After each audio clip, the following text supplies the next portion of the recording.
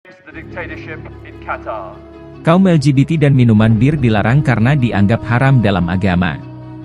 Kepala Keamanan Piala Dunia 2022, Abdullah Al-Nasari langsung tegaskan tidak ada tempat untuk kaum Sodom di Qatar. Kami peringatkan negara barat jangan datang dan menghina masyarakat Qatar. Kami tegaskan bahwa kami tidak akan pernah mengubah undang-undang dan agama di negeri ini demi turnamen 28 hari itu. Mendengar hal tersebut, Presiden FIFA pasang badan bela Piala Dunia 2022 di Qatar, hingga menyebut negara barat munafik.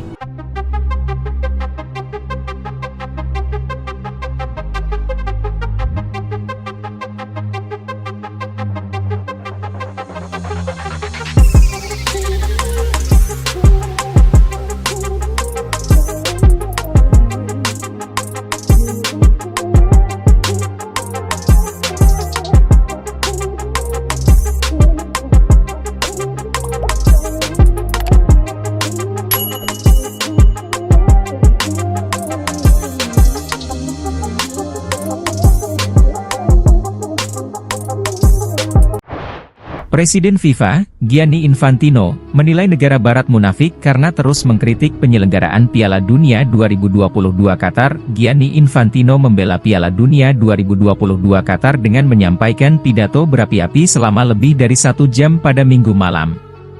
Kritik terhadap Piala Dunia 2022 Qatar memang semakin meningkat dalam sepekan terakhir.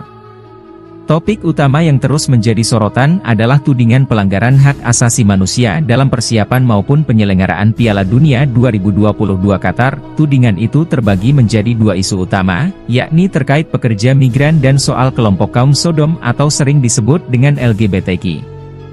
Pemerintah Qatar akan bersikap tegas kepada supporter dari berbagai negara yang ingin menyaksikan langsung Piala Dunia 2022. Qatar memiliki aturan yang cukup asing di mata orang-orang Eropa atau Amerika Latin, seperti berhubungan badan tanpa ikatan suami istri dan LGBT, lesbian, gay, biseksual, and transgender. Seperti diketahui, masyarakat Qatar mayoritas adalah Muslim. Pemerintah Qatar juga memberlakukan aturan berdasarkan ajaran Muslim. Dalam hal ini, LGBT dan seks bebas adalah larangan dalam ajaran Muslim. Qatar bahkan sudah menyiapkan undang-undang khusus bagi supporter yang melakukan larangan tersebut. Kepolisian Qatar telah mengeluarkan pernyataan tegas terhadap kebiasaan seks bebas ataupun pesta usai laga orang-orang Eropa dan Amerika Latin.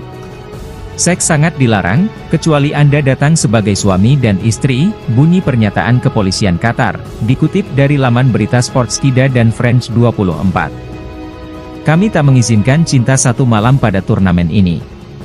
Tidak ada pesta. Semua orang harus memahaminya, kecuali ingin masuk penjara.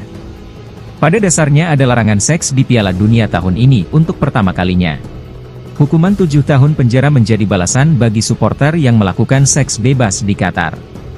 Berpesta dan minum-minuman setelah laga, yang mana normal di tempat lain, sangat dilarang dengan konsekuensi tegas tanpa toleransi jika ketahuan. Hal ini sudah pasti menjadi turnamen buruk bagi para supporter, tegas mereka. Kepala Keamanan Piala Dunia 2022, Abdullah Al-Nasari juga menegaskan larangan kampanye LGBT di Qatar. Larangan tersebut tentu bersimpangan dengan yang dilakukan orang-orang Eropa, khususnya Inggris, yang melakukan kampanye LGBT. Jika Anda ingin mengungkapkan pandangan Anda mengenai LGBT, lakukanlah dalam masyarakat yang bisa menerima hal itu.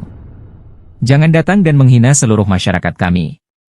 Ingat, kami tidak akan pindah agama hanya karena turnamen selama 28 hari itu, kata Al-Nasari menegaskan. Jika seorang penggemar mengibarkan bendera pelangi di stadion dan bendera itu diambil, itu bukan karena kami ingin menyinggungnya, tetapi untuk melindunginya, ungkap dia. Tahun lalu, The Guardian melaporkan bahwa ada sekitar 6.500 pekerja migran asal India, Pakistan, Nepal, hingga Sri Lanka meninggal dunia dalam pembangunan infrastruktur Piala Dunia 2022 Qatar. Berbagai laporan juga menyebut bahwa upah pekerja migran Piala Dunia 2022 Qatar juga sangat rendah atau tidak manusiawi. Pemerintah Qatar sebenarnya sudah buka suara terkait tudingan pelanggaran HAM terhadap para pekerja migran Piala Dunia 2022. Pihak Qatar mengklaim jumlah kematian pekerja migran Piala Dunia 2022 yang beredar di media menyesatkan atau tidak sesuai fakta di lapangan. Dikutip dari BBC Sport, Pemerintah Qatar menyatakan hanya ada 37 kematian pekerja di lokasi konstruksi Piala Dunia 2022 Qatar pada periode 2014 hingga 2020. Banyak media juga menyoroti aturan Qatar yang menyudutkan kelompok LGBT. Terkini, Qatar dan FIFA juga menyepakati aturan pembatasan peredaran minuman beralkohol selama Piala Dunia 2022.